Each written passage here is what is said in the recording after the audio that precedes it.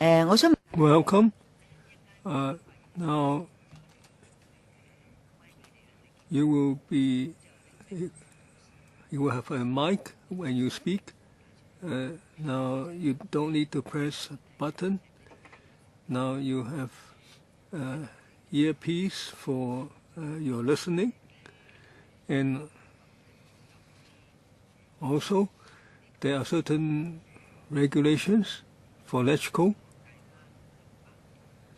and you need to understand that when you speak here, you are not afforded with the protection and exemptions under the Electrical Powers and Privileges Ordinance, and the same applies to your written submissions. Now, but otherwise, you can speak freely, and you should also read the notice on security measures. And if you have other written submissions not yet submitted, please provide them to us later. They will form part of our records. Due to time constraint, I would like to tell you that each deputation has only 3 minutes. We have over 70 deputations. There were 34. There were some 40 submissions, deputations earlier, and there are well over 30 in this segment. Now we have the officials with us.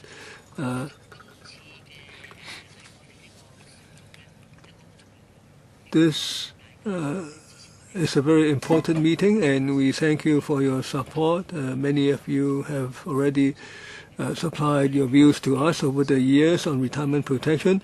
The subcommittee will continue to hold meetings. We will discuss this issue every month, and we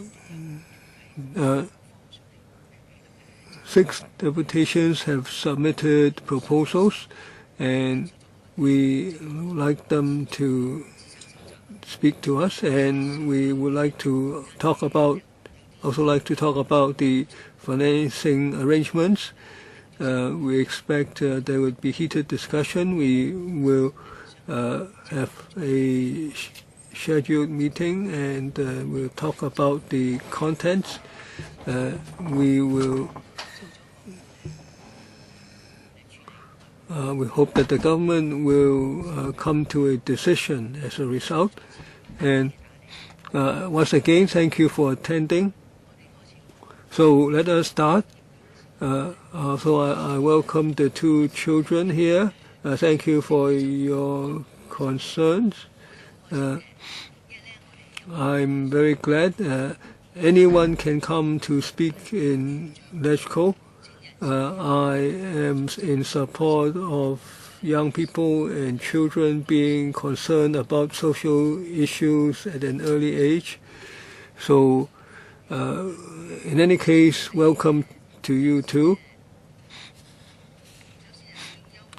First, the concerned group for need of retirement protection, Mr. Lam Si-yun. We have heard speakers in the first segment on whether retirement rights, there are certain retirement rights. When someone retires, he should be able to enjoy life. Many speakers earlier talked about their own experience. They are still working and they need protection. So universal retirement protection is not a charity. They want a protection, a safeguard. Also, speakers said that Li Ka-shing and other rich people will benefit. Now, actually, Mr. Li Ka-shing is already entitled to the old age allowance. If he doesn't collect OAA, why is it that these speakers want to leverage on him? Also, some speakers said that resources should be spent on those who are needy or that young people don't want to contribute. my parents are already approaching retirement age. I want to offer them some protection, but like me, I graduated from university. I had to repay the grant loans. I contribute to family expenditure, but not much. And then the Hong Kong government encourages learning for life. If you want to take certain courses, now it also hinges on whether one has the money, and it's difficult for me to ask for money from my parents for that. So there should be better protection for learning, for self-advancement. There should be better protection to alleviate the burden of the young. The young people are at an age to get married and have children. So we do want to contribute to the family, but we don't have the ability. Now the Chinese people say one rears children as retirement protection, but I don't know whether that's feasible now. But with retirement protection, I will not be so worried, and I would be glad to contribute. Thank you. Next, the Committee on Young People in Support of Universal Retirement Protection, Mr. Cheung Kim Pong. As a young person, I am very much in support of universal retirement protection. Now, some people think that the young people will have to contribute for the upkeep of parents other than their own parents, and they say it's unfair. Now, actually,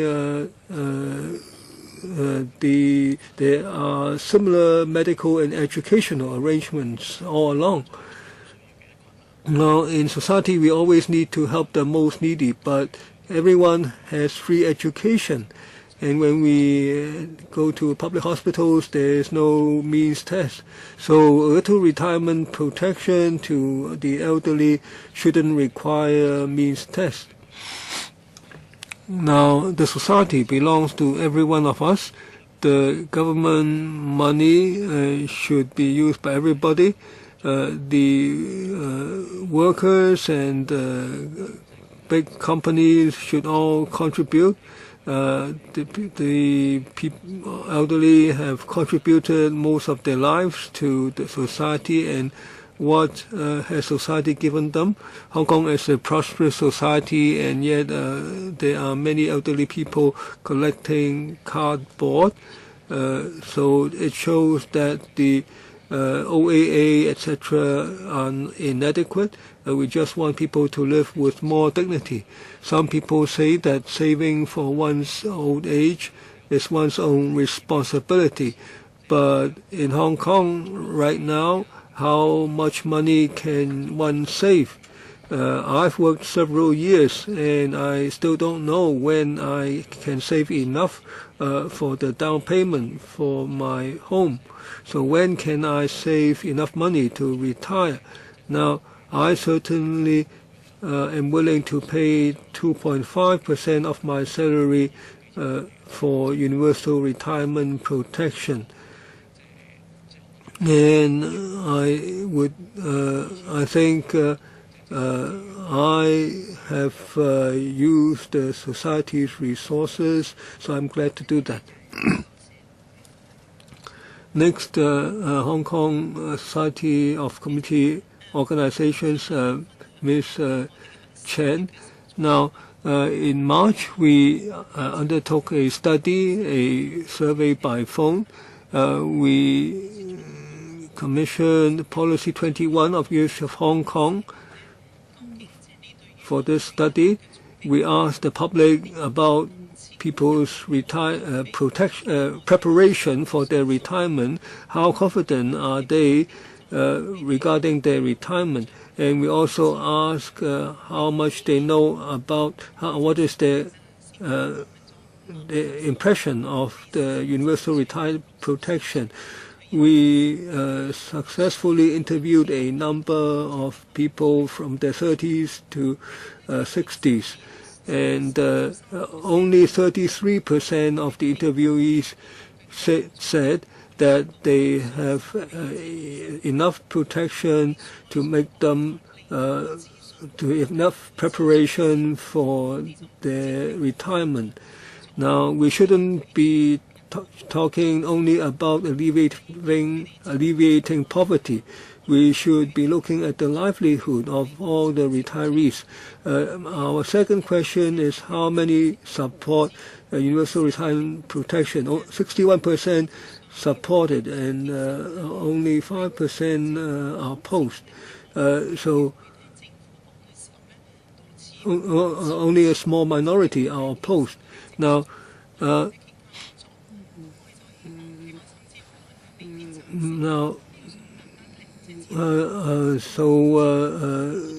on contributions, now even the grassroots are concerned. Now, in the future consultation regarding contributions by the grassroots, the government should consider providing some kind of allowance.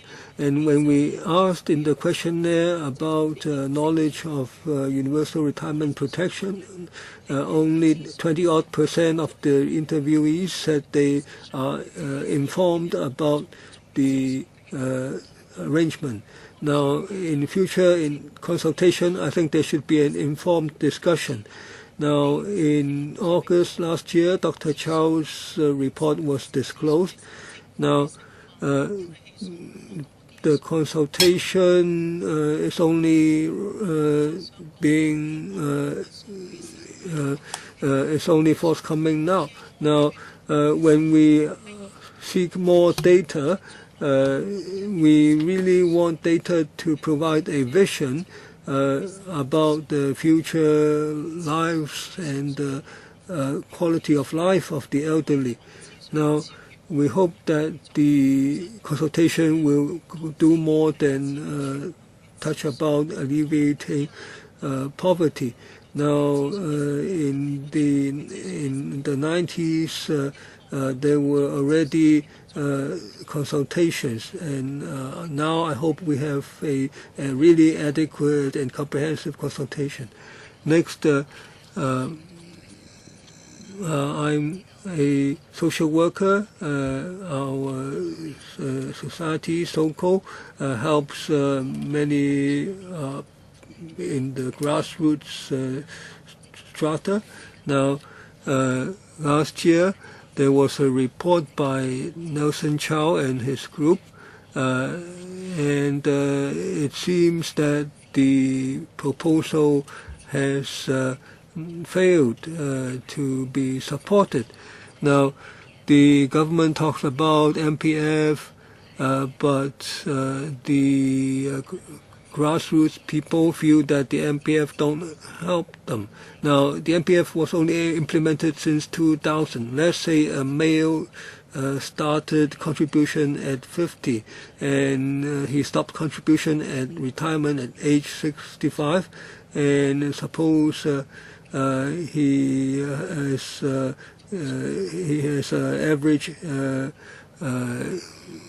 average length of life, and in 15 years of contribution, every year on average after retirement, he gets $1,800 per year. Now, is that adequate?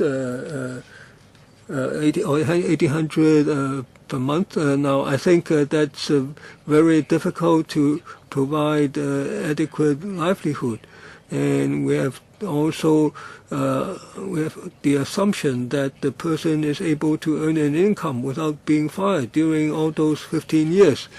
Now, since 2011, we have the minimum wage. So prior to 2011, many people were unable to save anything. So the government has never considered policies from the perspective of women. Now there are 2.5 million people who registered under the MPF. Now there are 630,000 family carers. Nearly all of them are women, and yet the women have not been considered for retirement protection arrangements. So the women will depend entirely on their children and husbands for retirement upkeep. Is that so dependable? Thank you. Next, the concern group for grassroots women on retirement protection, Ms. Chi Kwai Lin. Now, I am doing part-time work. I earn $4,000 to $5,000. I have to be very careful in my budget. I have to look after my mother, who's 80, in her 80s. I want to pay for my livelihood with the money I earn rather than CSSA. Now, the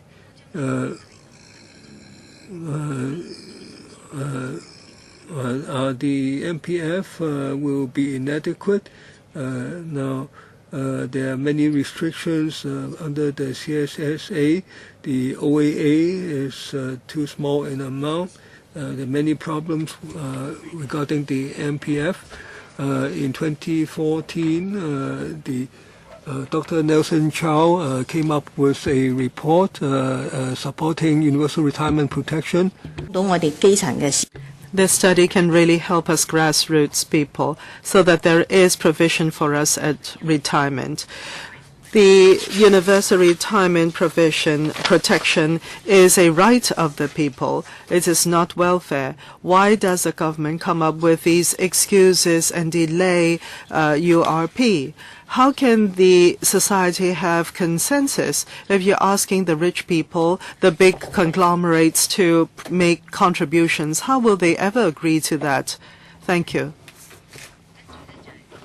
Yes. Grassroots Women's Retirement Protection Concern Group, Shi Tsai Li. Well, I am a home carer. I have a son in Form 2. I have a daughter in the mainland also studying. I took up the job of domestic assistant in the past, but because the work hours are very short and I have not therefore contributed to the MPF. Now I am a middle-aged person and I have children, but even so, I cannot expect my children to be providing for me in the future. When I become an old person, if you're talking about the old age allowance, well, actually for old people, there will be sicknesses, and that is costly, going to the doctor, medical service. Now, you talk about CSSA. Well, CSSA is rather negative. Now, there's an office in the housing estate where I live, and there are these canes, walking canes that have, or the CSSA application, which is assisted in terms of the filling in the forms, etc. And I saw this 87-year-old lady, and I said, why don't you apply for CSSA? And she said that, no, I'd rather not. How can I do that? And I see that his livelihood is really very unprotected. I really don't want to be like her when I grow old. And some of the old people feel that they are a burden. They want to die off sooner rather than later, and rather than to be a burden to their children and other people. The rentals are so high, and for the children of the grassroots to be able to sustain themselves is already something that mothers can be proud of. You certainly don't want people your children, definitely not to be sleeping under the flyovers or in the parks. Even the parks are difficult for a person to find accommodation, of course. And we want there to be motivation for the people who work, but the old people are getting longer in life, and the old concepts, traditional concepts of nurturing the young, your children, so as to prevent for or provide for old age. People will laugh their heads off if you still think that way.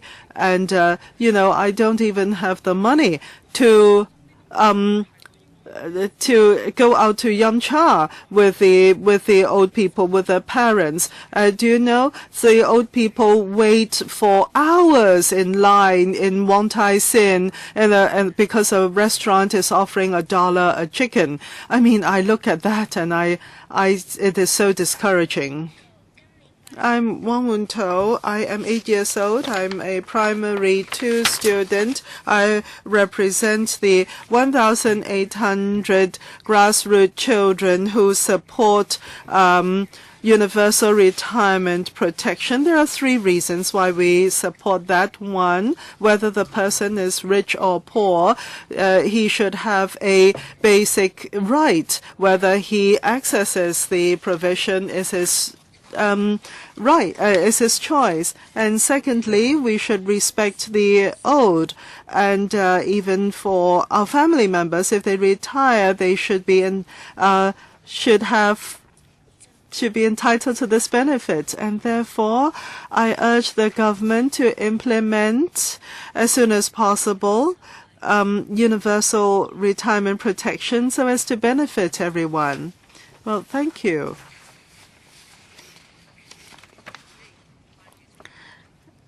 And next, Ms. Lee Xuelin, the Children Concern Group for Retirement Protection Development. I'm 14 years old. I'm a Form 1 student.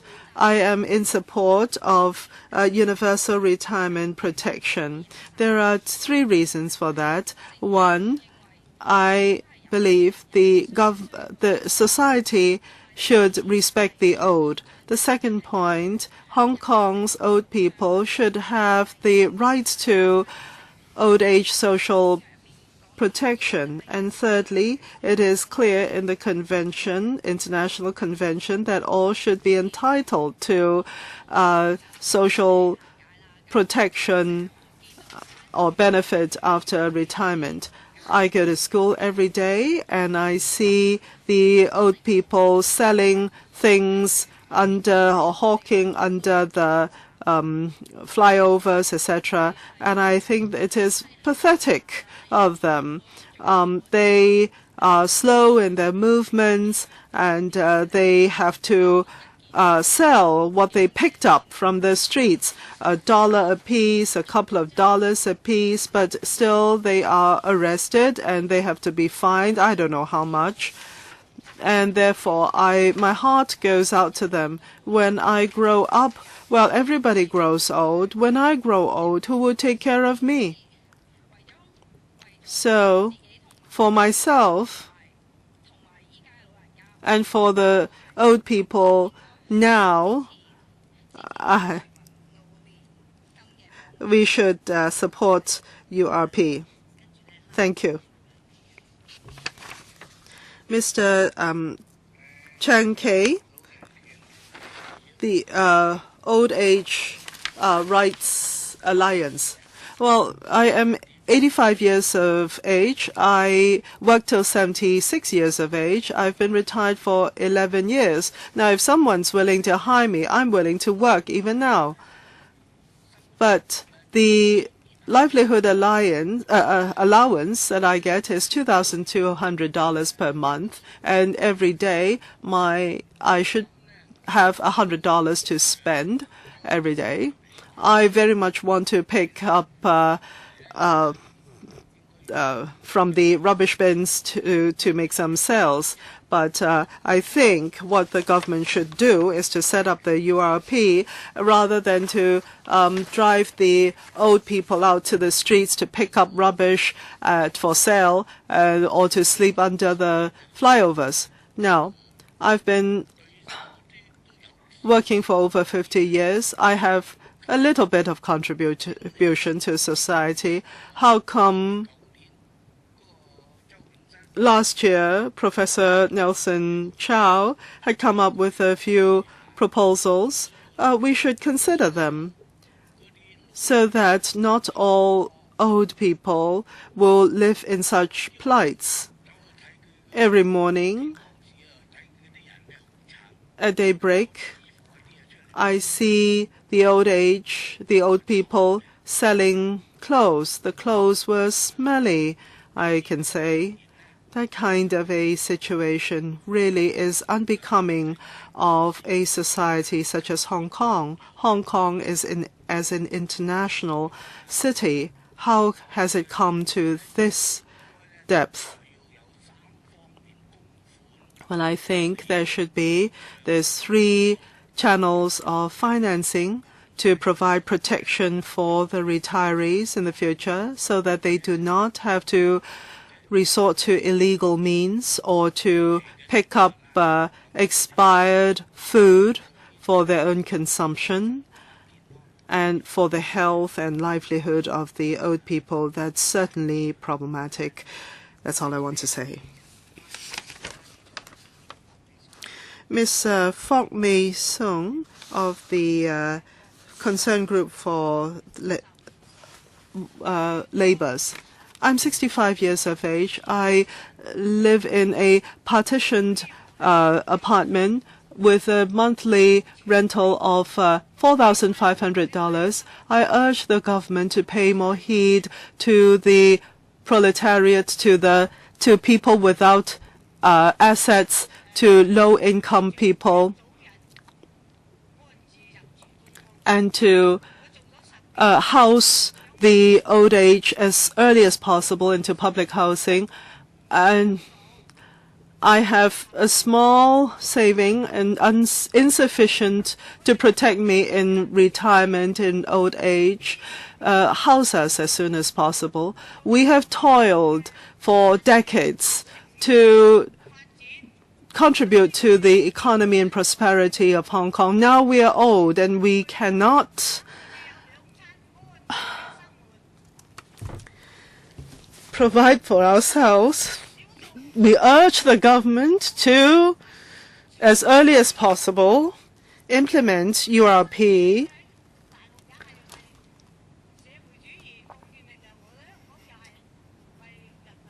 Socialism is practiced in China, and even there they provide 2,000 RMB for livelihood.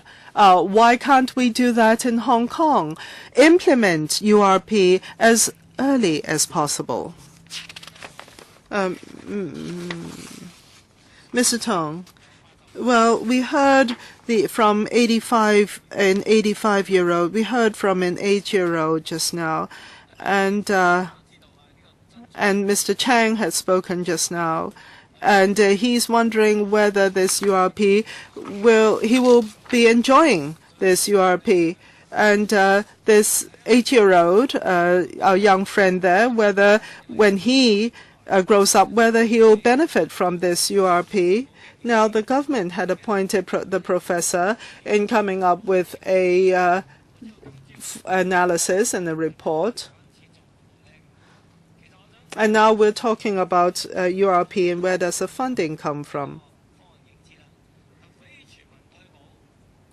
We all know about the proposal for URP and the financing thereof.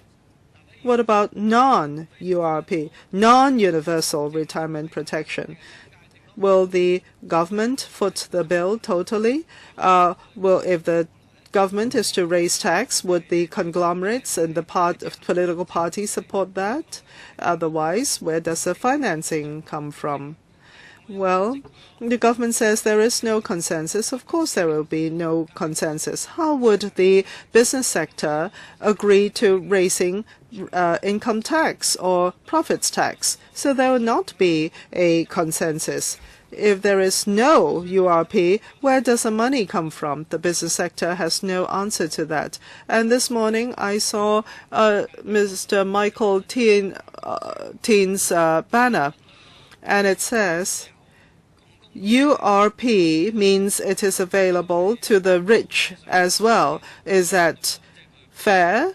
Well, it seems superficially that Mr. Michael Teen is being fair.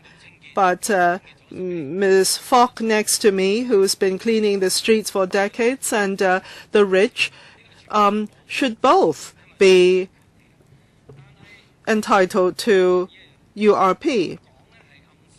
That is fair. But what is Michael Teen saying? Implying he does not support three-pronged funding because Professor Chow is actually asking the sectors and the big conglomerates to fund this as well. And it seems Michael Teen is seeking social justice, but in fact he is opposing the funding by the business sector. So as a member of the LegCo representing the business sector, please not be superficial. Well, I hope Michael Teen is not part of the 80% who does not understand the URP, but in fact he's pretending not to understand. He's trying to lower the tax burden eventuality if the URP is put into practice.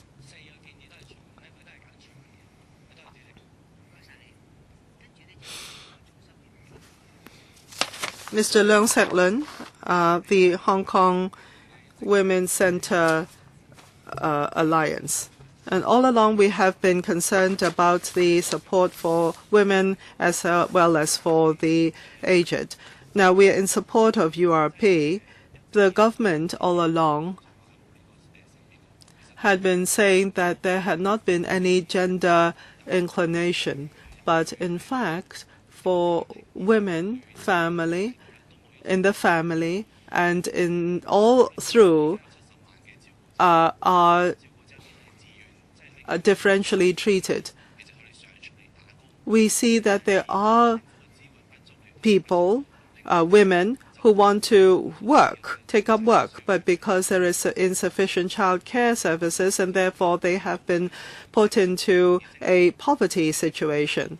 And the carers among the women, also because the government does not have sufficient service, the women are condemned to becoming carer without support for the family, etc. And we also see that women recipients of CSSA are more numerous than men. And there is this trend that we see very clearly of the povertization of women. And this is clearly unfair to women. And that is the reason why, over the years, many years, we've been urging the government to implement URP and look at it from a woman's point of view. Last year, the administration studied Professor Nelson Chow's report and then overturned the recommendations of the report. We find it strange. In fact, the report had collected the views in the community, both views for universal retirement protection and non-universal retirement protection. The data were based on the projections made by a group chaired by the financial secretary. And in fact, the scheme for universal retirement protection would be viable, and there would also be a surplus. Yet the administration or the government later came to the conclusion that universal retirement protection would not be financially viable. It seems that the government was just wasting public funds. The government just adopted views that would be music to its ears, and it ignored the views, though which were well justified. Next, Ms. Wen Mok of the concern group for elderly interests of the Elderly Alliance. I'm a housewife. I have no income. I have no retirement fund. I live in a public housing estate. I'm an elderly. I want to speak on universal retirement protection versus non-universal retirement protection. I support universal retirement protection. It should be implemented as soon as possible. There should be no delay.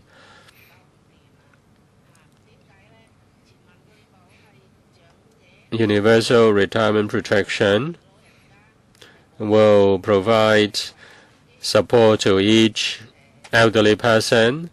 It is to maintain, it's their right. It is to maintain a dignified living. I'm against means tests, just like means tests of the CSSA. Elderly people who want to receive CSSA will have to go through a means test. Their family members have to sign a declaration form to disown their elderly parents. Some elderly people who are receiving CSSA do not want to tell others because they suffer the stigmatization.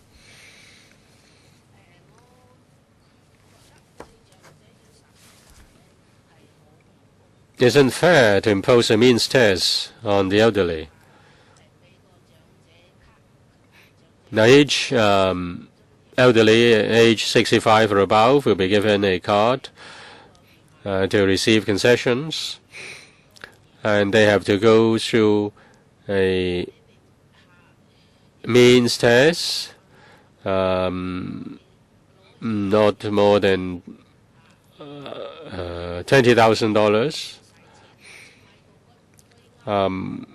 It's really costly to continue living, and it's also costly even to die because you need $80,000 or $10,000 or $100,000 to get a niche. Those who get the $2,200 are happy, but those who don't are unhappy. It seems that it is the government just caused a division among the elderly. Why some elderly people are given the OALA and some are not?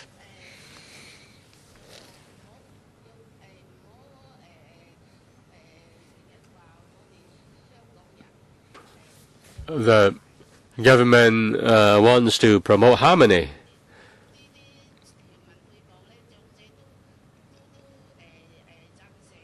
The elderly support universal retirement protection. The academics support universal retirement protection. Professor Chow's report said that universal retirement protection is financially viable.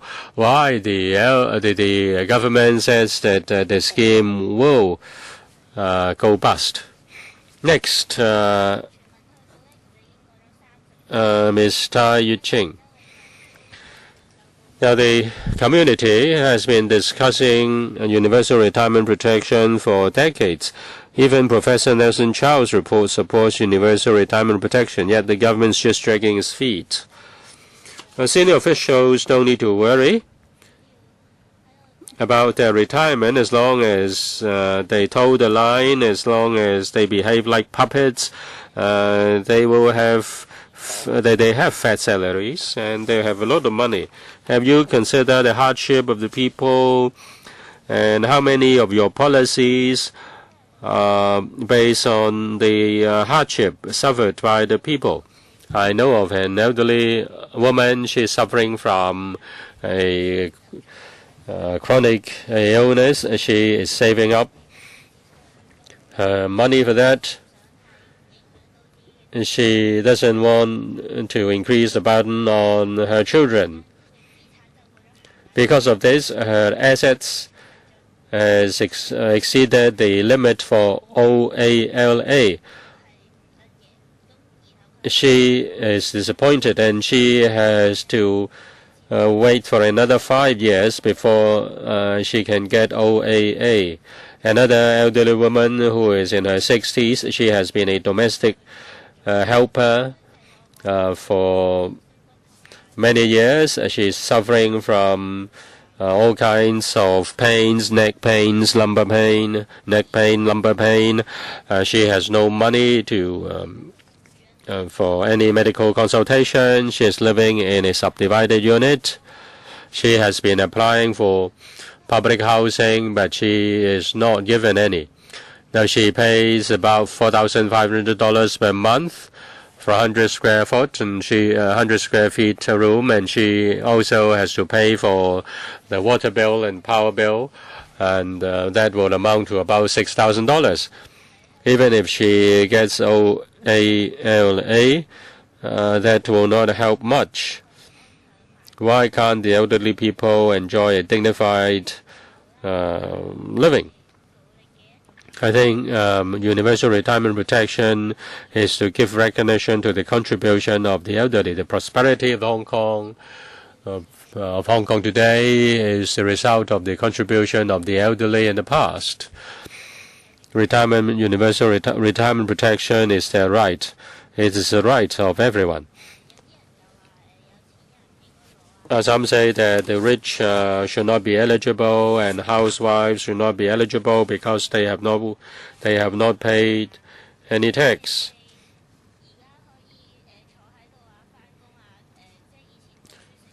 Now you are able to go to school, you have a good job because of the contribution of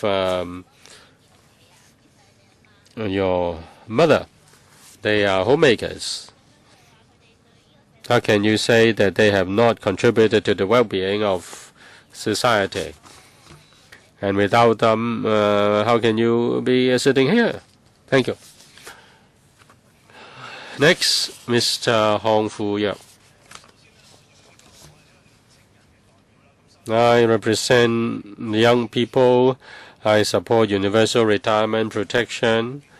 I hope Mr. Cheung will put it in his record. Don't just sit here. Now, this public hearing is really absurd.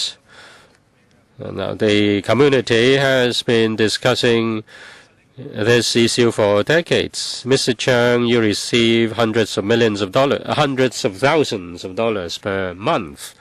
And what exactly are you doing? Now, do you want to listen to the views of the rich and the big corporations before you say there is a consensus?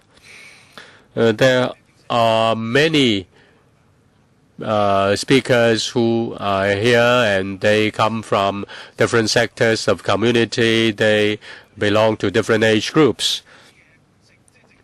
Now, there were the speakers from the New People's Party and from other parties. By 2046, about 2.5 million are elderly. That is 1 in 3 belong to the elderly.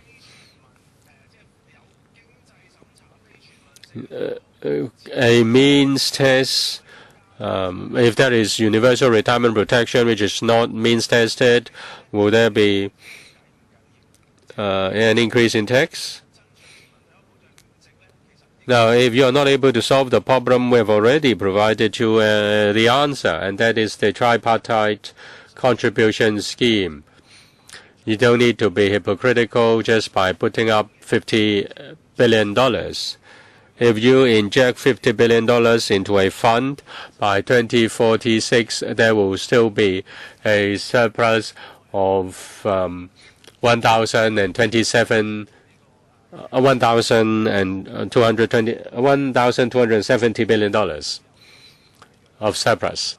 Professor Chow's report proposes universal retirement protection, yet is a mockery that the government still goes on a public consultation. Probably it is not in line with what you think, and therefore you want to conduct another study, and you set the timeline at 2060 something.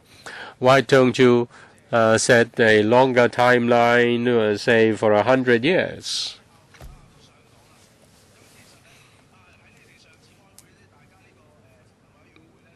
The Poverty Commission also admits that the present system is not able to protect a large number of young people. Now you claim that with the launching of OALA, the percentage, 14% of the elderly have been helped out of the poverty line, but there are still over 300,000 people who are living in hardship. Probably that cannot be understood by Mr. Cheng, who makes hundreds of thousands of dollars. Next, the concern group on universal retirement protection. When the government wants to do something, the government claims that 5 million people are behind this, but when it comes to universal retirement protection, you say that there is no consensus. But the government officials should think hard on why the government claims a consensus for something it wants to do, and why the government claims that there is no consensus when it doesn't want to do something. It seems consensus is just very flexible. They just want to make use of elderly people, and elderly people are just disposable, just like the report made by Professor Nelson Chow. As for non-universal retirement protection, that means tests.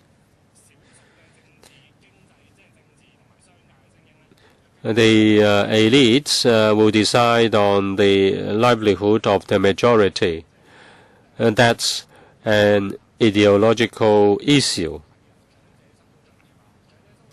As for the OALA, it was decided by a small group, and then they decided on means tests. They claimed that it would help a lot of elderly people. They said that they helped a lot of elderly people out of poverty. In 2013, before OALA, the poverty rate is 37.4% among the elderly. In 2014, the government claimed that 400,000 people were benefited, but the poverty rate among the elderly was 30.5%. After all, the administration just reduced the poverty rate among the elderly by 4 percentage points, and the government spent $12 billion on this. A small number of people decided on the livelihood of the majority, yet some people still think that's the right approach. The OALA is able to help the needy, but why there is Mr. C, who was sent to jail because he forged an ID card and in order to make a living, in order to be a security guard to make a living. I really don't understand what the government is doing. I hope they will implement universal retirement protection. Next, the Neighborhood and Worker Service Association. Well, I have not seen any member of the Poverty Commission here. I suspect whether the Poverty Commission has carefully studied Professor Chow's report. Well, I intend to read out a part of the report. I've selected a part of it, And I hope the Poverty Commission and government will consider this. In the report, Professor Chow proposed that Hong Kong should establish a universal retirement protection for those aged about 65 who are the permanent residents of Hong Kong. And it should be the right of all permanent residents of Hong Kong. That is one of the 3 or 5 pillars for retirement protection. The team has come up with this proposal because it has carefully and scientifically studied and analyzed the data. That is a point made by Professor Chow. It was after careful and scientific study of the data. The government appointed a professor, and he came to the conclusion that he came to a conclusion after careful and scientific study. Then what's the ground for rejecting the proposal? If the government is so smart, then the government shouldn't have appointed an expert to conduct a study. After an expert has conducted a study upon careful and scientific study, why should the government reject it? The question is not whether to implement universal retirement protection or not. The question is how. The question is on how to get the money for that. That should be the focus of public consultation. In his report, Professor Chow also said that it wasn't a perfect recommendation. After studying the views of different sectors, he came to this conclusion because it would be a conclusion that would be accepted by the majority of the community. Why can't the government take Professor Chow's recommendations and then compare it to the recommendations by other parties? We also find that the proposal should not be mixed with CSSA and other things. Now, in fact, we did invite the members of the Poverty Commission to attend the meeting, but they didn't come. There is one member of the Poverty Commission who is present, and he is the vice chairman, but he is attending not in the capacity of a representative of the Poverty Commission. He is the vice chairman. Next, Mr. Choi. Now, some say that the young people are not working hard enough, have no in fact, it is a result of a capitalist society. We work very hard, but we make a very small money, and we are not able to buy.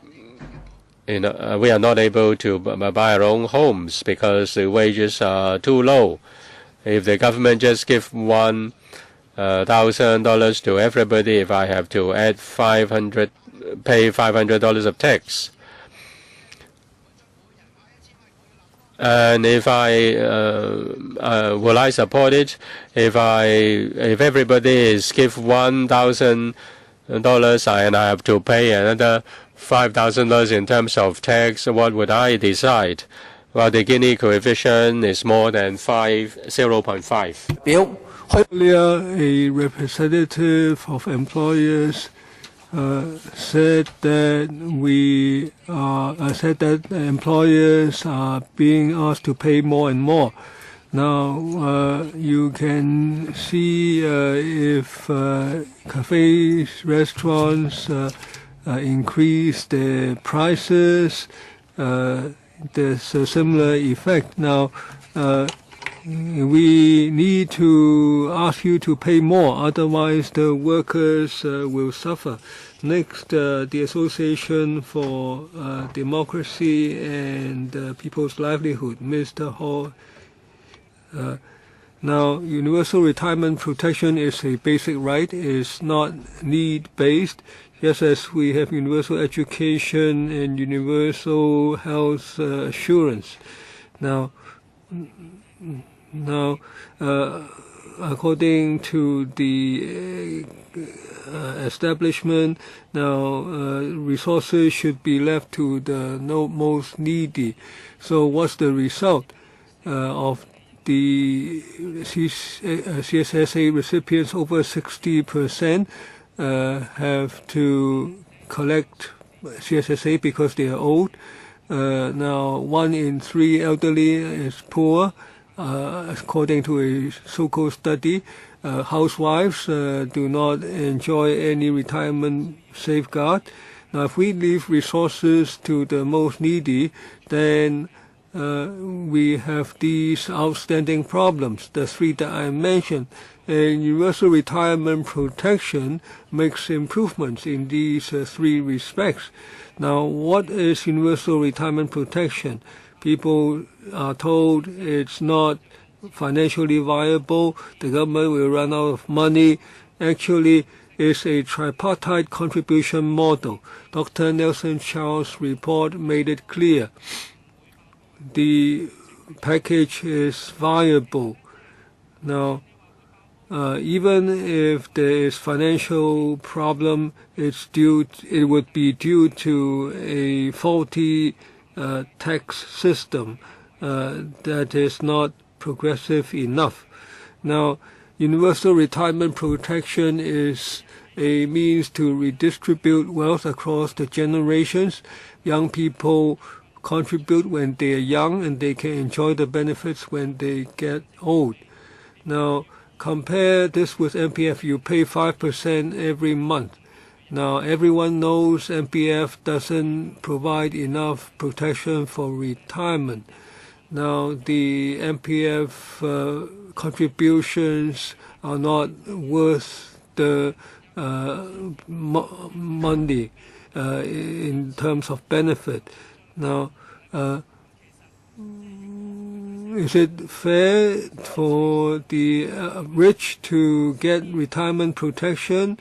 Well, if they made a contribution, why not?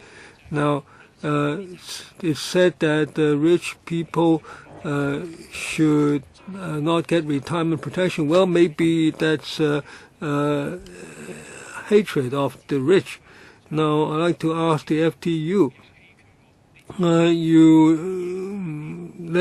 please do not abstain when it comes to voting. Thank you for your views. We will monitor our own views, our own actions. Next, concern group for Northern District Employment, Mr. Ku Kok Hua. I am a volunteer at a center for the elderly.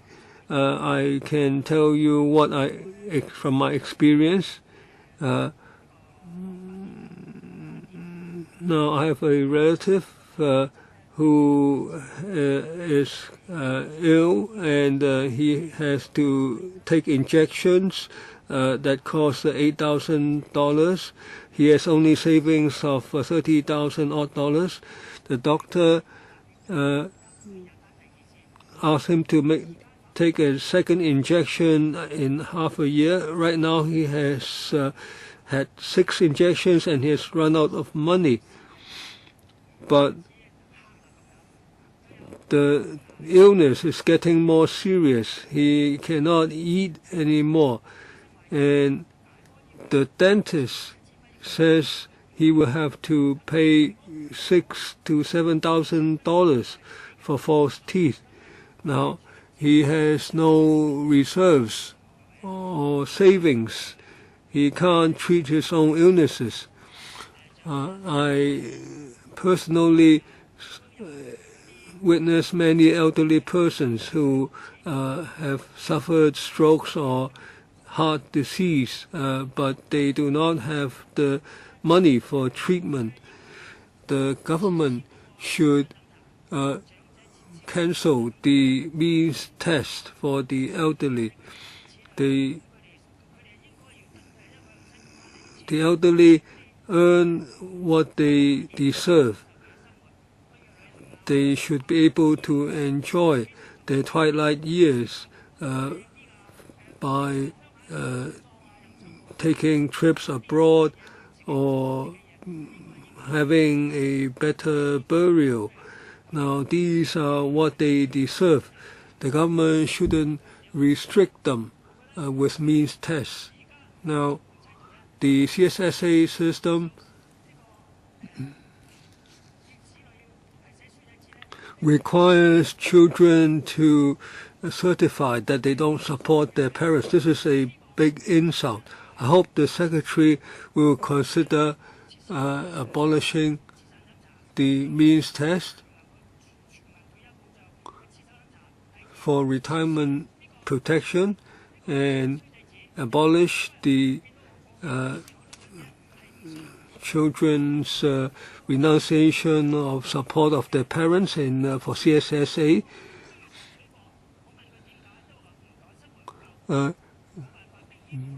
Many people have to engage in shady activities because they didn't have enough money.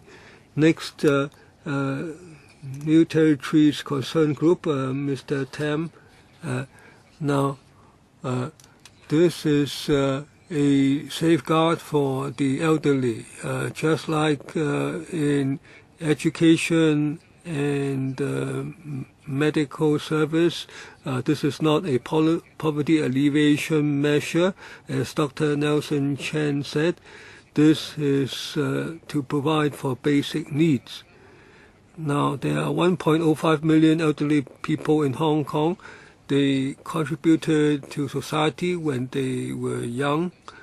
As for the housewives, they looked after the children and husbands, and they do not have retirement protection.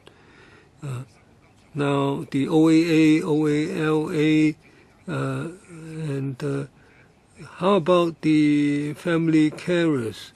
Now, the disabled do not have enough retirement protection.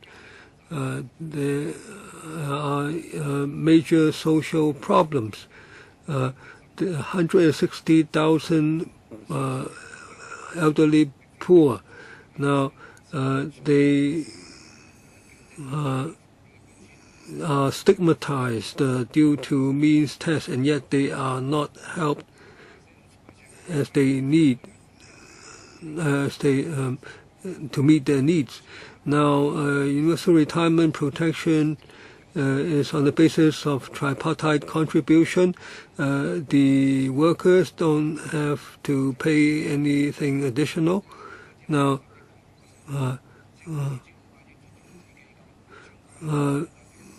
the companies who earn more than $10 million will have pay 1.9%. There will be surplus $127 billion by middle of part of the century, according to the study. So I think if we don't have universal retirement protection, the government will have difficulty meeting people's needs, and there will be a lot of discontent, and there will be financial crisis. The government says there will be a consultation exercise.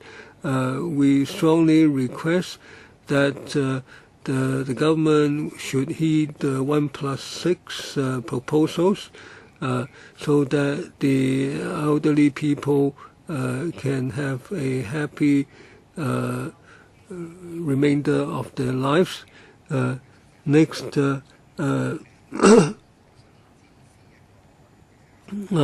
the New Territories Diocese of the Catholic religion, the Workers' Center, Mr. Yu.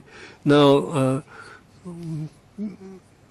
it's a pity that the government has been delaying, and we are now being told that there will be consultation at the end of the year.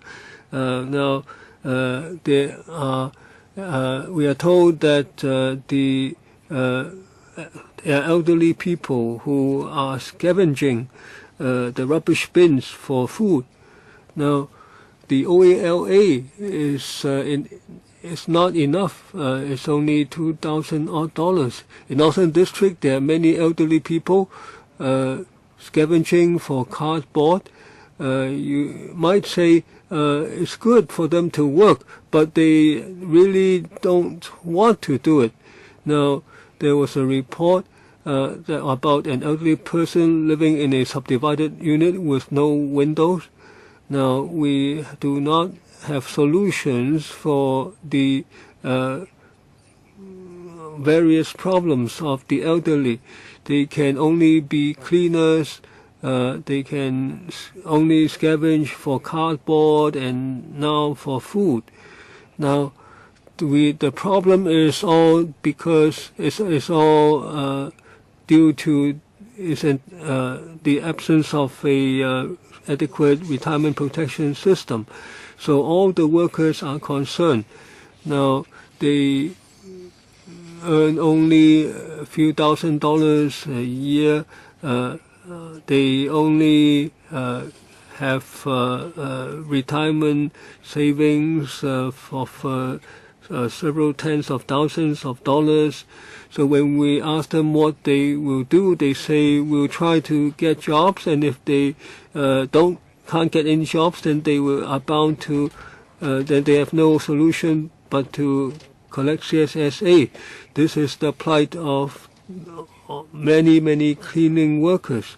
So we face a huge wave of retirees, and ultimately it will be the government who has to bear the cost of their livelihood problem.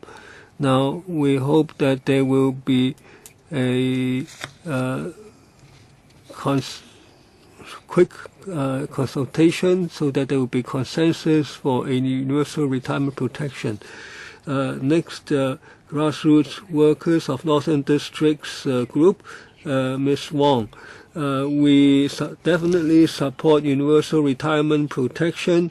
This is in keeping with traditional Chinese thinking. We should be compassionate.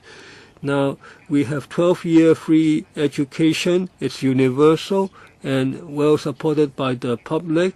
And we're now talking about 15-year free education. But how about the elderly? They are a larger and larger proportion of the populace, and they have worked hard all their lives. Now, the prosperity is the outcome of the entire population. Now, universal retirement protection is a redistribution of resources of the society, and this is a proof that people are rewarded for their work. Now, this is to demonstrate our concern for the elderly. Some people say it means paying for the upkeep of other people's parents. Now, actually, this is in the spirit of mutual responsibility. Now, there will be tripartite contribution, and everyone will become elderly one day. Once this policy is effected, you will all benefit. $3,000 retirement protection, that will be additional income for your parents. And if there is some contingency, like you lose your job, your parents will be provided for. Now, the current system stigmatizes the poor. It's costly administratively. The time taken is too long, and now here we are talking about elderly people who do not have steady income, so you should relax concerning the means test.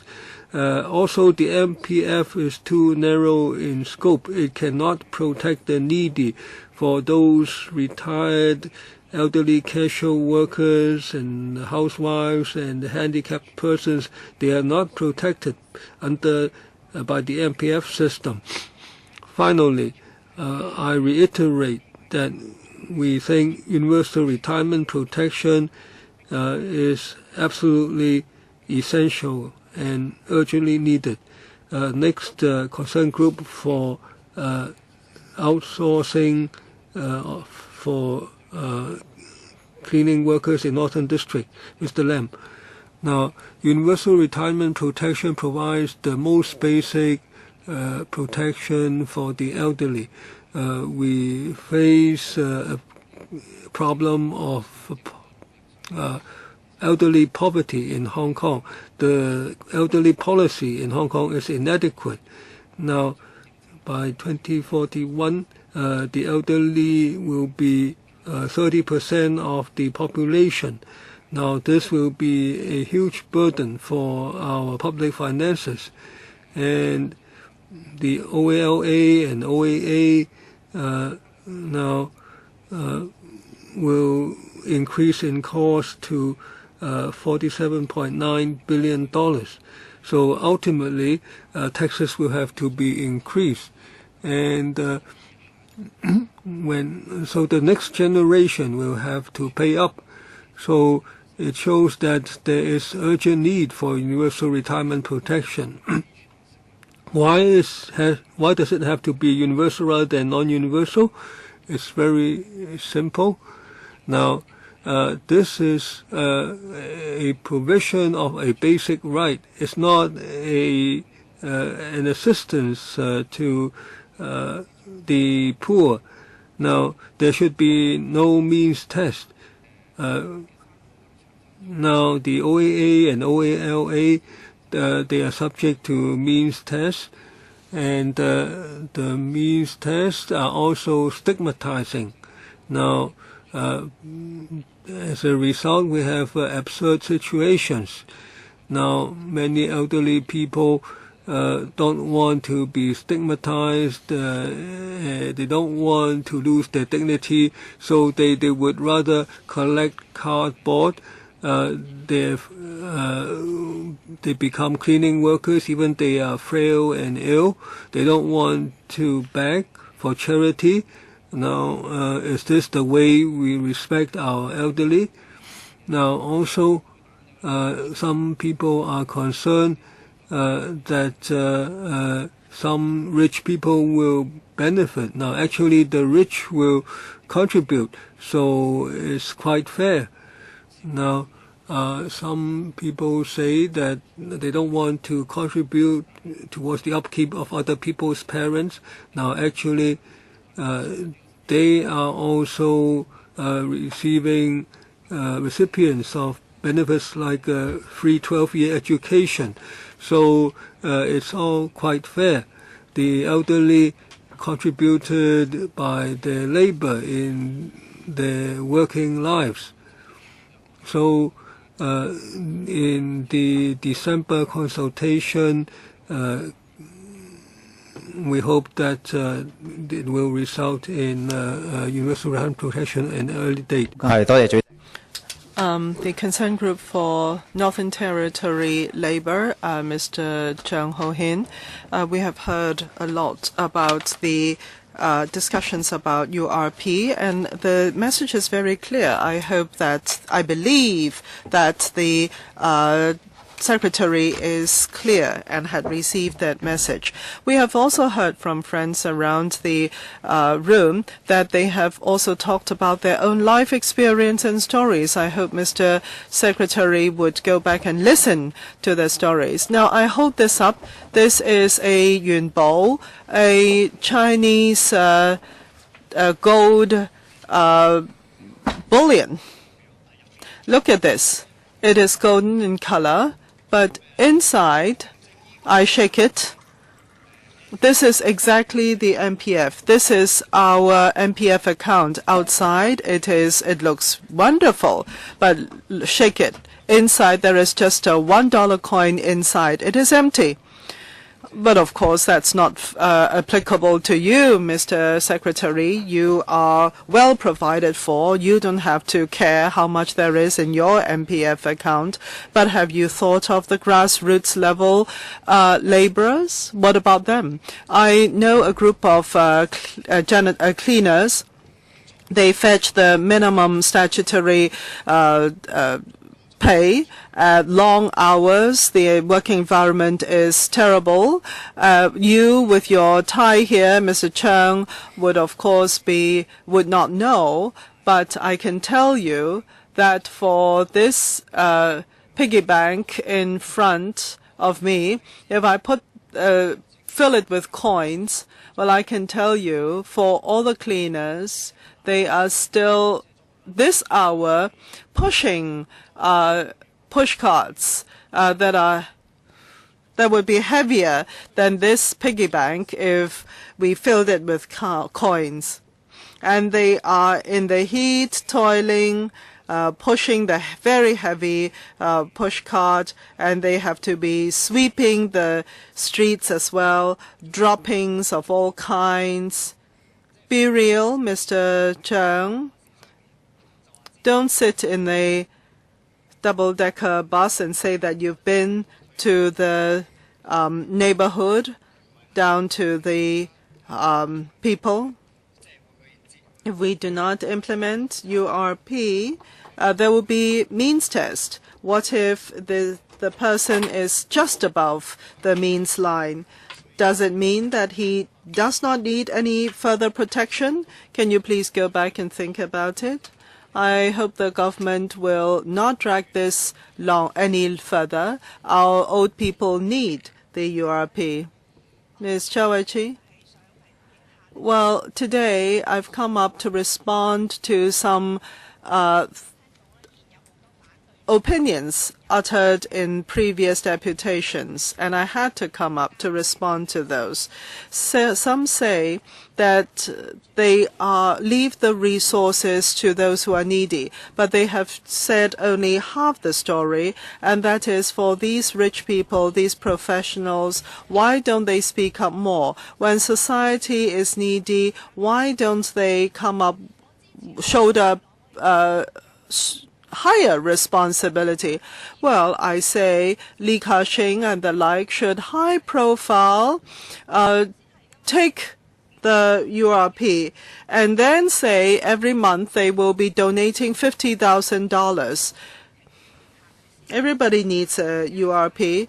Ms. Yuen Ting Han said that last time that URP is not fair for the young people.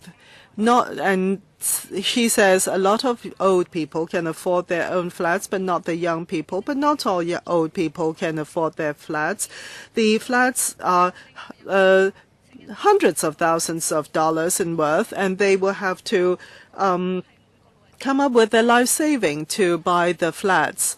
Look at the high prices of property. The reason why they own the property is to provide for the younger generation. If they use it as collateral for the banks, and what will the younger generation live in? Why do they want to? That is the reason behind the purchase of flats. A lot of young people are scared by this MPF, and I made the calculations based on Professor Chow's proposal. It's actually very interesting. If the salary is $10,000, it is $100 contribution. $20,000 salaries is $150, and the maximum is $3,000 contribution. And immediately there will be a return of $3,000 for the old age. So that is to say there will be a $3,000 return to the family with an old age person. So the given that it's 100% $100 contribution, it is 2,900% return. $150 contribution is 19,000 return, and with parents, the rate of return would even higher. So this is for sure a positive return. Why would the young people oppose this? It's better than the returns from the MPF. For people like me who have to fork out a few $1,000s to support the parents, this would actually help us, URP. With 3,000 less each year of contribution, you can go to a few more times of travel to Japan, or put it down as deposit for first payment in buying a flat. So I support the URP. Mr. Chow Wai Tak of the Hong Kong Union. Well, we are in support of the URP. There was a 73-year-old gentleman who had to report a lower age so that he could continue with his security guard work. And and he took the risk, despite his sickness, to take up the security guard work, and this is reflective of a society that we are in. And also there was a case where the severance pay was offset by the MPF contribution, and at retirement he had only a few tens of thousands of dollars, which was insufficient from his MPF account, which was insufficient to provide for retirement. The government is saying there is insufficient fund to implement URP, but there are all these major infrastructural undertakings, such as the express rail, and the government has money for these infrastructural projects, such as the XRL, but not enough funds for the UPR. The young people are saying they oppose the UPR, but one day they will be owed themselves, and then they will also need protection, a system. This is the best time, actually, with all the consultation done. It is up to the government to do it or not to do it. This is the best time. So, as for non-contribution, etc., if we drag this on, if we consult some more, there will be even less funds with the government because of all these infrastructural projects draining all the funds. And I say this is illogical to undertake all these infrastructural projects while the people are not even fed properly. So before we come to saturation, before we can implement URP, before the government is even more incapable of undertaking URP, we should do it.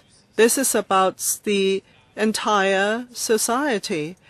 The society will be even more dissatisfied and the government support even lower, with more people going to the rubbish bins to look for food. It's a very pathetic society if that should come to pass. Ms. Che Yin-fei. I'm actually a domestic helper. A lot of the members in my profession had talked about the situation. The part-time workers and wet market workers, cleaners, these jobs were taken up by women. I have but a question. Mr. Cheung, Mr. Secretary, we've met for a few times. You know what our requests are. Our request is actually very simple. It is universal retirement protection. Why? Because we have been working so hard for more than half of our lives. We have contributed to society. And if you say you provide non-universal retirement protection, that is already polarizing the rich and the poor. For those with money and those without, to differentiate between them is polarizing the society. And I think this is wholly unfair for the women in Hong Kong. We have been working so hard for the better half of our lives. So I would think whether the person has money, does not have money, they should all be given URP so that at old age they will have a dignified life. The Airport Development Center, Kin Wing. Thank you, Madam Chair. Perhaps we should ask Mr. Cheung to respond, since he's heard many of us. Well, I actually thought originally that with the proposal we should have a certain points of consensus, and the next step would be to find the funding for it. Even though there is a timetable, and at the end of the year there will be consultation, but what about the roadmap? Where is the next stop? And if we look at the future for public consultation proffered by Mr. Cheung, it really shocks us. It is really about closing the gate because of financing and inciting differences. If this is not a false consultation, at least it is not genuine. Well, Carrie Lam went close the gate at the in 2008.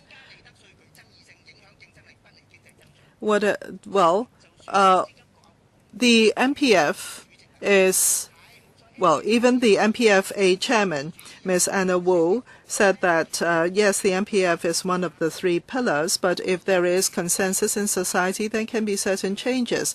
The tax regime, 2002, at the time, Mr. Leung Kam-chung, the FS, had increased the profit tax to 17.5% from 16%. It is not immovable. Don't brandish the basic law in front of us all the time. What is the next step? Is the next step somewhere unreachable? I hope Mr. Cheung, the Secretary, will note this down on paper. I fear that this financing, I think the financing issue should not be a gate closer.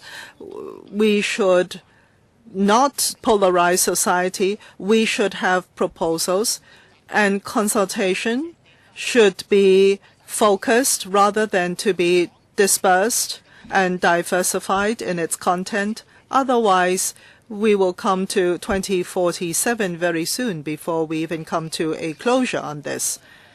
And before I came in, I saw from the TV screen that the Secretary had tried his best to answer some questions. I hope the Madam Chair would not mind this, but I would like to know that, well, actually November time there will be election of the district boards. Would he want to take that time for the consultation? Is this the end of year consultation? Is this before or after the elections for the district boards? Now, Professor Chow's paper, you said that you use that as a base for consultation. Is that referring to the 6+1 proposal? Now, 2064, you said, will be the projections and the data will point to 2064. Are you talking about the next 50 years of planning then? And then Mr. Chang said there is $50 billion, but the FS said the $50 billion is to improve the retirement life for the aged, and there is a $50 billion earmarked for that purpose. or provided for that purpose. It doesn't say that it's going to be deployed for URP. And also, there will be surveys or investigations before the consultation. What is the content of that? And also, when there is a consultation, a report from the consultation as to what will be implemented or not, what was not to be implemented, I would like to know. I think what we need is a confidence about the future of our society. For the DAB, Mr. Choi Tin-Yam, before I talk about my party stance, I am myself a social worker, and I do come into contact with a lot of grassroots level people in Hong Kong, in Kowloon, for example, in To Kwa Wan, Sham Shui Po, or even on the Hong Kong side, Sai Ying Pun, after the running of the MTR line, and also subdivided flats, etc. I am in full view of the rentals in Hong Kong. In 2009, $2,000 would be barely sufficient for a subdivided unit, but for the areas that I've mentioned just now, it is more like $4,500. And the landowners or the property owners are levying all kinds of charges, such as electricity charges, exceeding what the power company is levying. And $13, $14 for a unit of water is not uncommon. And this is a very dire situation for the grassroots, and I have come across that firsthand.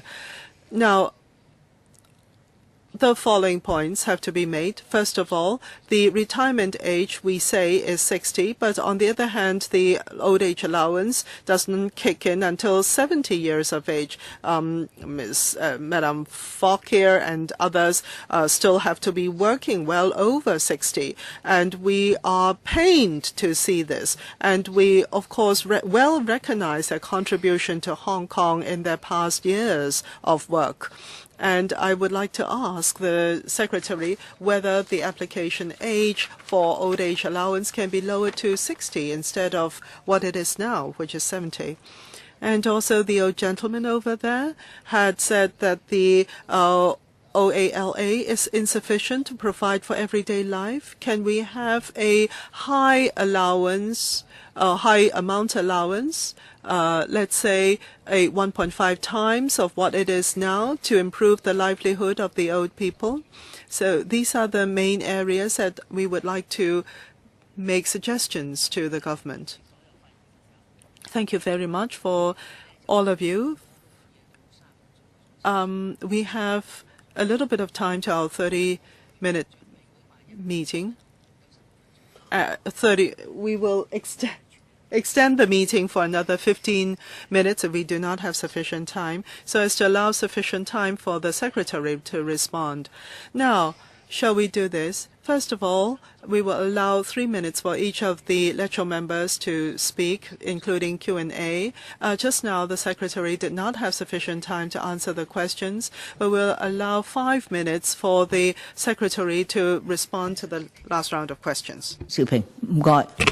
Mr. Wan Xiaoping. 亦都好多謝啲團體朋友嚟俾意見。咁其實正話上一 part 咧，都好多團體咧。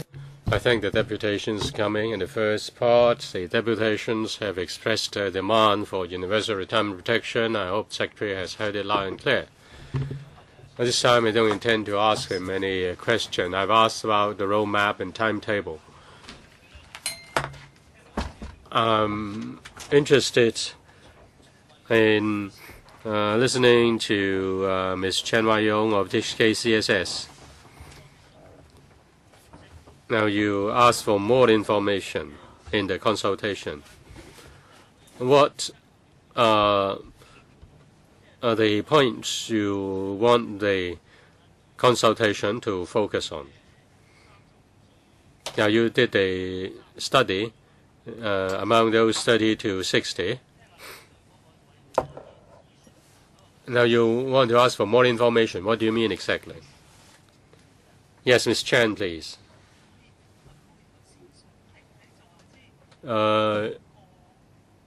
Just now,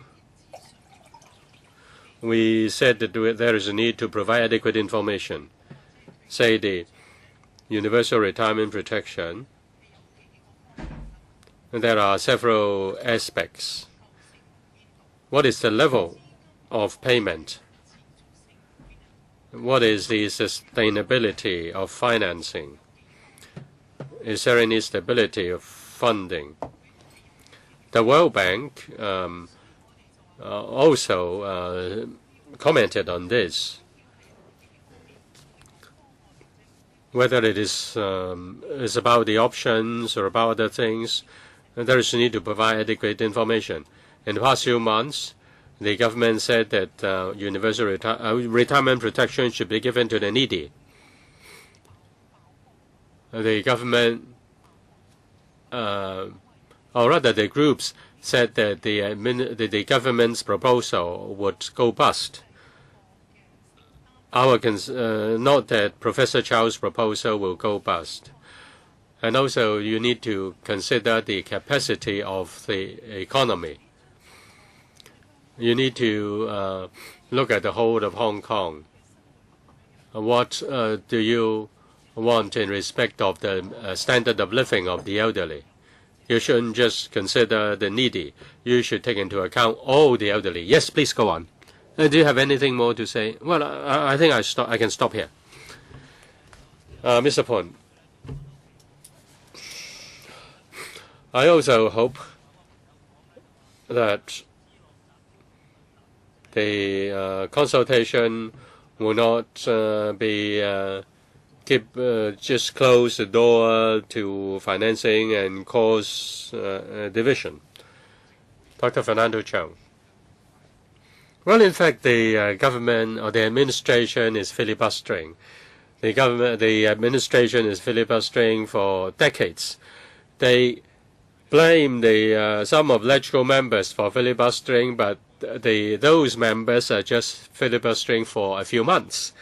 But the administration has been filibustering for decades. Now, the Secretary said that there would be a decision in 2016. But a decision on what? Maybe a decision on another consultation. The consultation will begin at the end of this year. When will the consultation be ended? And after the completion of the consultation, what will be the subsequent steps? Will there be an adjournment, or will you conduct another study? You get Nelson Chow number 1, Nelson Chow number 2, Nelson Chow number 3 to conduct a few more studies. What decision will you make in 2016? Mr. Matthew Chow. I want to take the opportunity to respond to the points made by some of the deputations.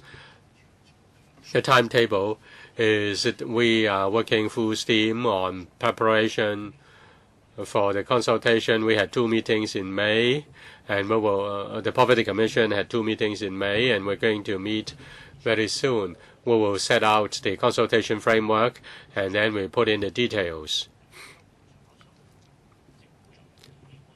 From the start, we appointed Professor Chow to study the future development of retirement protection in Hong Kong, not future development of universal retirement protection.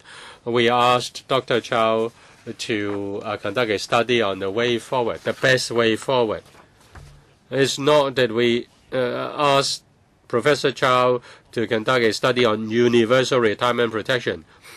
That's a misunderstanding. We asked him to study retirement protection, the future development retirement protection. As for statistics, we're also asking the CNS department to conduct studies. Now, the projection of the CNS department is until 2014.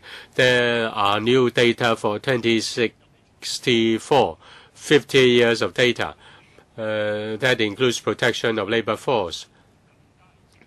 We can be more precise in considering the financial viability whether it is universal or not universal, retirement protection, continuity, sustainability is very important. Chairman, if I may continue. Yes, please. We need to have the data, those data, and then we also update the data of the 6+1 options in Professor Chow's report. At the same time, we hope that the consultation document can be launched by the end of this year. By the end of the year, we need to provide a reasonable period of time to let people understand this. Ms. Chen is right. Ms. Chen of the HKCSS is right. It should be an informed discussion. People just don't know what do you mean by this or what do you mean by that. 20% of the people know what retirement protection, universal retirement protection is. 80% don't know. We need to have wide publicity and and also public education. Earlier on, we reported to the subcommittee, the Poverty Commission, on the work of the Poverty Commission. The Poverty Commission would appoint 2 independent consultancies, not to revisit Professor Chow's report. The first consultant will organize public engagement activities. It will be organized by independent people. We do not manipulate. We do not cast division in the community. We are objective. We are fair-minded. That's why that's how we arrive at a consensus. Let us sit down and talk calmly. And there will be a series of APIs, TV APIs, to do the publicity. And then the other consultant will do the surveys and statistics. After you've obtained the views, you need to analyze the views. You cannot just say that 1,100 people are in favor, 50 people are against. That's not right. We need to have studies. We need to have sampling studies, random sampling study. This meeting only represents the views of 2 different groups. But what about the views of other people? We need to conduct a detailed study and then to collect the data, and then the way will be clearly mapped out.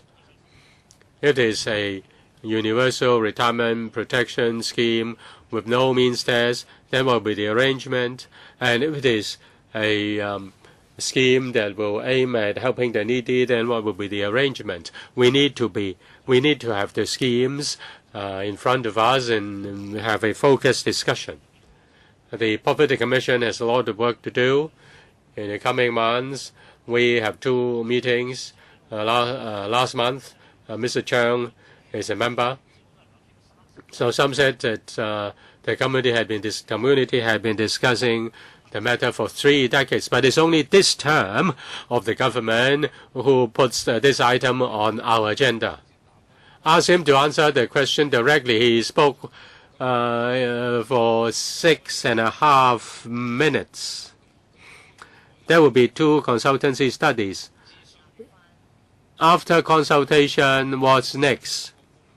You need consultancy report, and will the consultancy report be available at the end of next year, and will there be another consultation after that consultation? In 2016, the government must come up with a clear conclusion. What conclusion? What is the way forward for retirement protection? What is the package or option? All right, let's stop here. Otherwise, there will be continuous arguments. Please wait for the second round, Mr. Cheung. Ms. Ellen Leung. Chairman, I only know that there are experts, there are actuaries who have done the computation. If there is no universal retirement protection starting from 2017, then no scheme will be viable. I have heard it many times before. The Secretary seems to say that there is no direction. the government is just all ears, that they have no position. After the study of Dr. Charles, Professor Charles' study, there will be 2 more consultancies. A consultancy on public consultation. I really don't understand. In 2016, he will make a decision. What decision will that be? Can he tell us what sort of homework he is going to hand in? As for the consultation, which will be conducted in the second half of this year, what sort of paper would it be? Would it be option 1, option 2, option 3, or what? He has given me the impression that he will start from square one. He will start from 0. We have to increase tax. If what will the population be in 2064? Whether you accept it or not? Is it just a blank paper? Now, with the help of the secretary, I have got the names of the 2 international experts. On the 28th of November 2011, at the meet subcommittee on retirement protection, Dr. Larry Wilmore and also Dr. Michael Littlewood. The 2 gentlemen were invited by us to share with us their international experience. If you have not studied our report in May 2011, I believe the Secretariat is very happy, will be very happy to assist you and provide you with the recommendations made by the 2 gentlemen why there is the need to introduce universal retirement protection. If it is not universal, then it will not be effective. Universal retirement protection will remove that stigmatization. Can the Secretary succinctly tell us what sort of consultation it will be in the second half of this year, and what sort of homework is going to hand in? Concerning Mr. Leung's report, the report mentioned by Mr. Chang, it was the report of last term. It was chaired by Mr. Chang Kok-chiu. We can give you that report. In the previous term, we did it.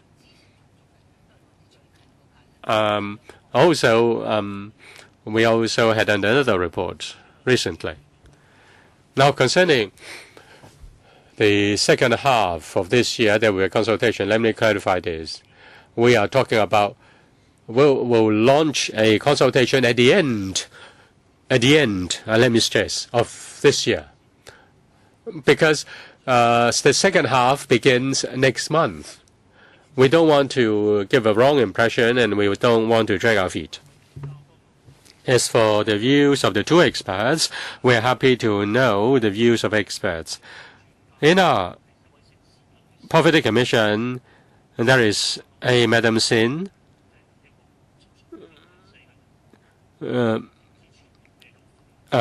She, in fact, devised the World Bank report on the 5 pillars. As there is international perspective.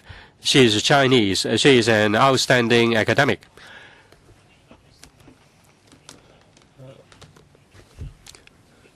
Several speakers referred to elderly people picking food from trash bins.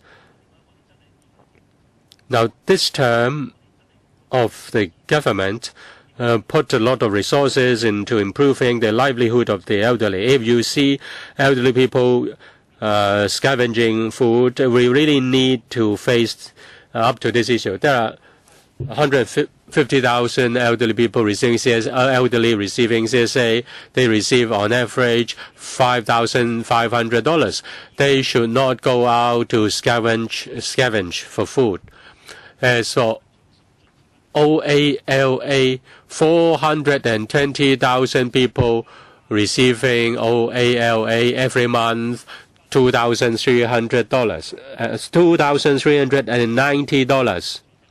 220,000 people receiving OAA, $1,335 per month. The OALA is to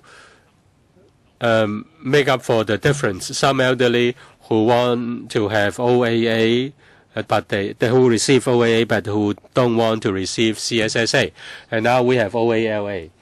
There are still 300,000 elderly living below the poverty line.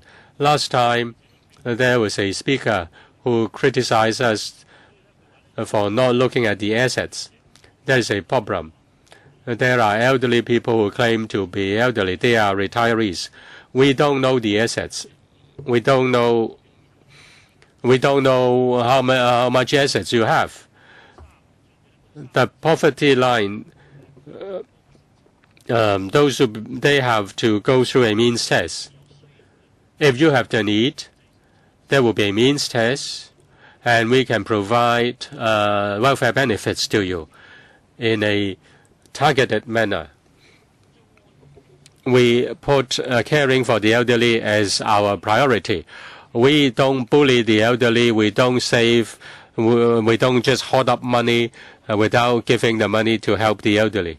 The Poverty Commission is conducting a study. We want to do something. We are not trying to go through the motions. This term, the government has put in a lot of efforts and resources to help the elderly. Thank you.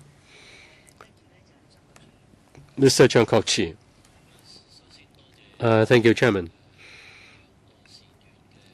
I think there's 70 or so groups and individuals who have come to give their views in these two sessions. They have spoken rationally and emotionally. There are 2 or 3 speakers who have a different view. Other than that, there is a consensus. The Secretary is not going to say whether retirement protection will be universal or not. As a member, I am a member of this subcommittee, and the Secretary has also pointed out that I am a member of the Poverty Commission. I have the impression that I'm living in 2 worlds.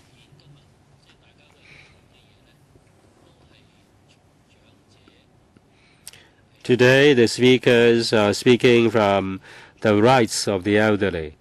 They are speaking from the perspective of fairness. In another world, they are discussing the needs of the elderly.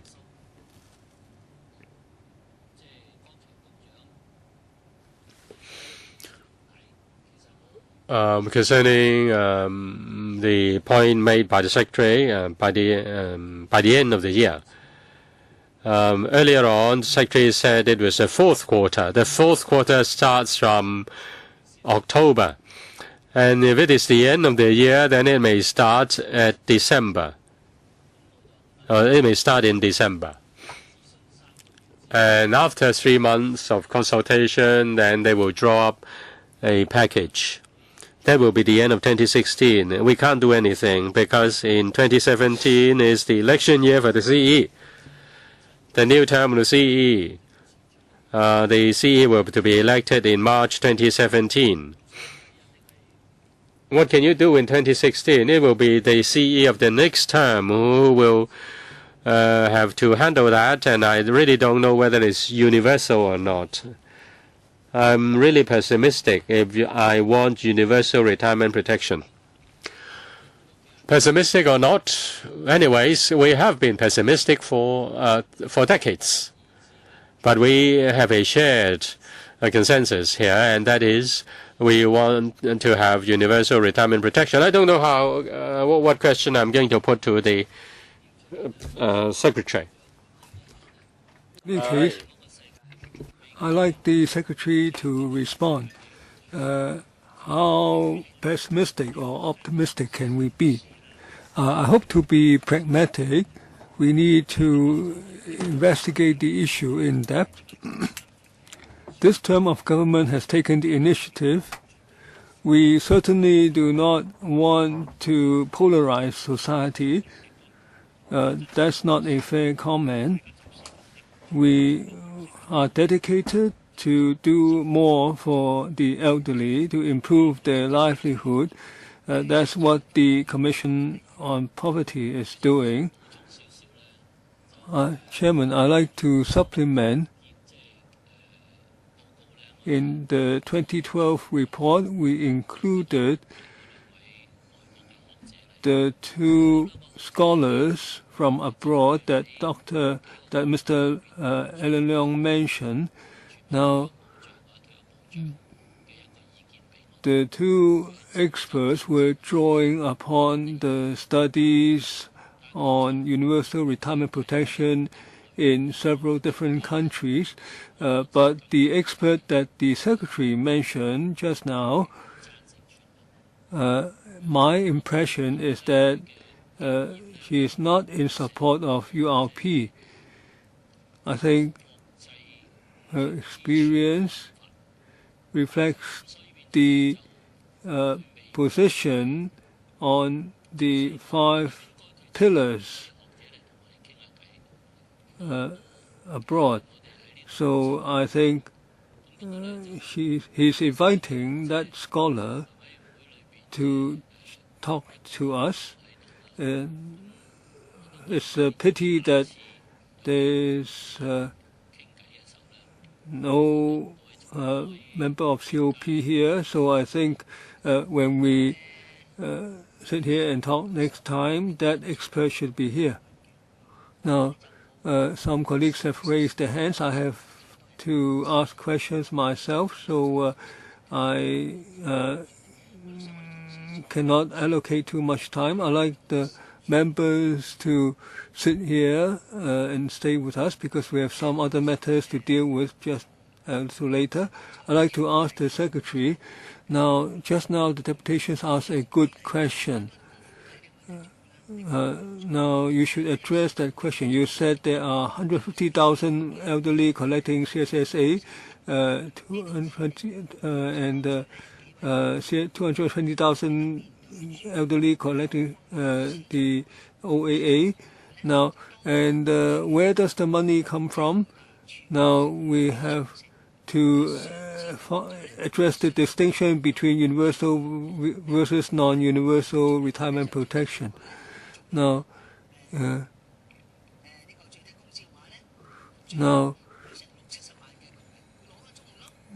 if you don't do low-income supplement or the minimum wage, then you have a certain number of poor people.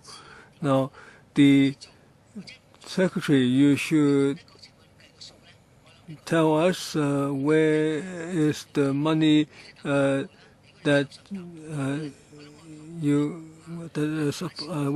the money that's supposed to be available. Now, and this is to give an answer to the liberal economists. And also the government should be clear on many things. Now, some of us here have been addressing this issue since their hair was black. Now, today there are over 70-odd deputations, including many young people. Now, the government needs to respond to us. You still want a chaotic picture to reign or what? Now, there are academics or scholars on both sides, Now, if the government seeks out academics who are on the liberal camp, I think that's not helpful. So you should be careful in your choice of scholars. Now, of course, I like to stress that they also sought Dr. Chow back then. So I think you should now take the middle position right now. Otherwise, it's difficult to maintain your credibility. Now, before the Secretary replies, now I noted that there's a deputation, or Mr. Chow, you raise your hand. I'd like to ask the Secretary, now if there's to be contribution once we have URP, and those people contributed, and what they got was non-universal retirement protection. That is, everyone contributes, but the people who get the benefits, they are not universal. Not everyone gets the benefit. Then that would be controversial. The government doesn't adopt certain packages or proposals, there will definitely be problems. Also, the government said that it has spent all the money on infrastructure. It doesn't have enough money for URP. I'd like to ask the government, does the government have to set aside reserves? Will it commit to having sufficient money for URP? Also, Mr. Ng Kim Wing of Grassroots Development Center, have you already shut the gate on financing? Now, because it involves the tax system and MPF. Now,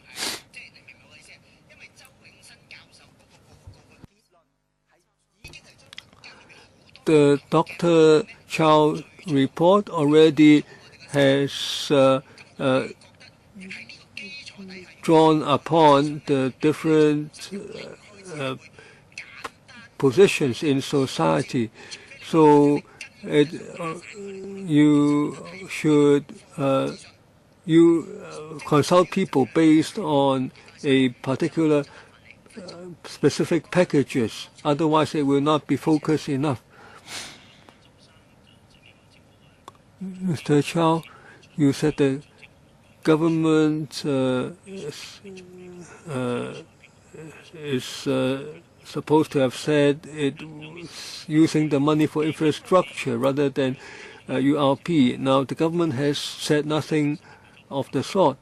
The FS has set aside $50 billion to demonstrate our sincerity and commitment. Now, so money for infrastructure and money for URP, they are quite separate.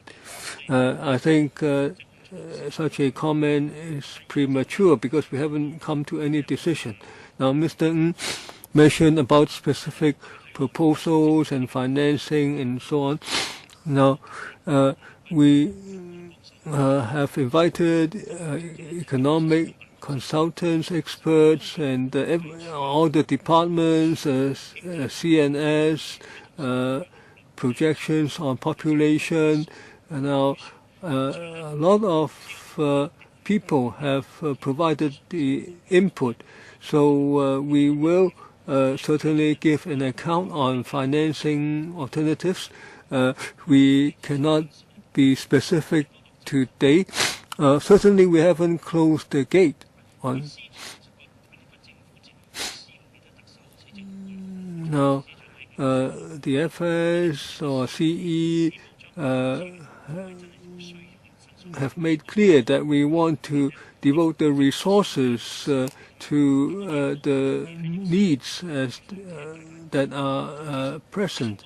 Now we will consult the public. We will not rule out the possibilities of means testing and non-means tested alternatives. We will include the Dr. Chow's report and the solutions mentioned. We are not ruling out the 1+6 options.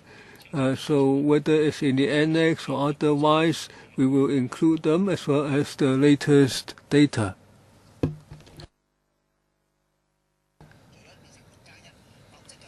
Now, unless we have 1+6, otherwise it will be a step backward. We are aware of that. Now, you said that there are scholars of different views, but we are adopting the middle position. We want to have come to a view based on informed discussion in the community or in the interests of the elderly. The Secretary, please answer Mr. Ng Kin Yun's question. He asked,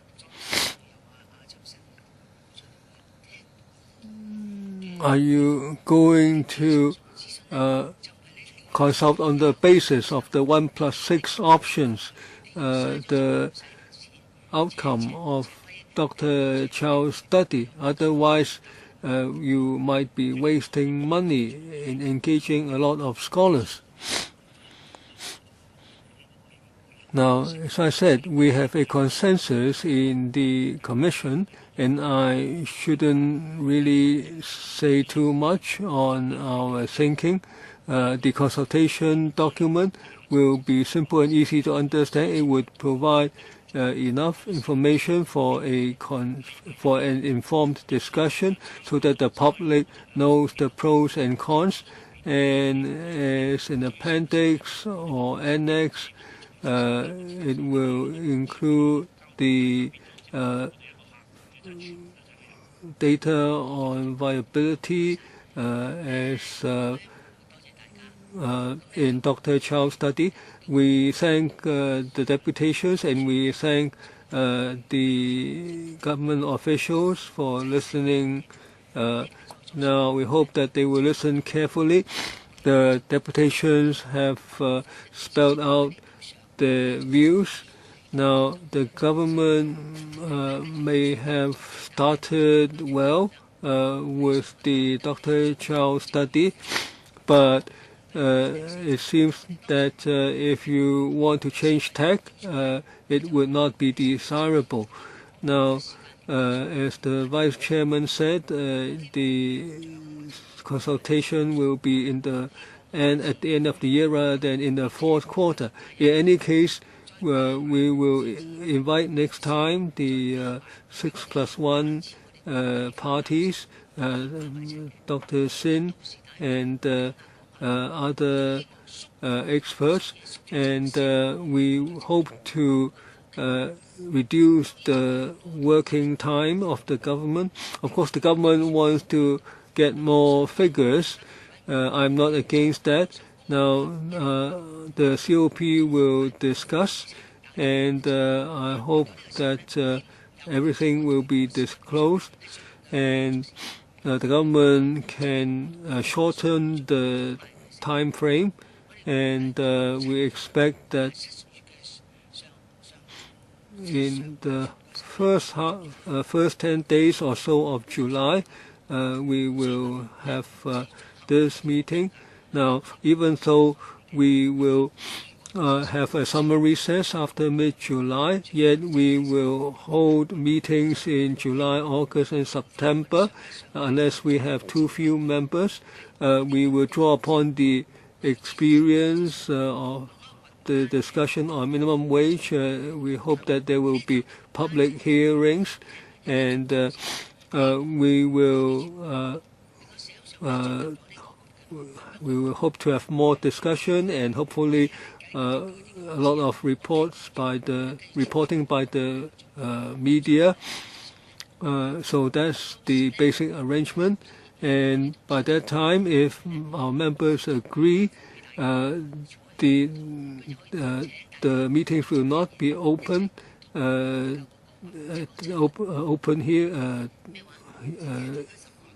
open hearings, but you can be included. You might be included in the gallery. Now, I understand. Now, very often there are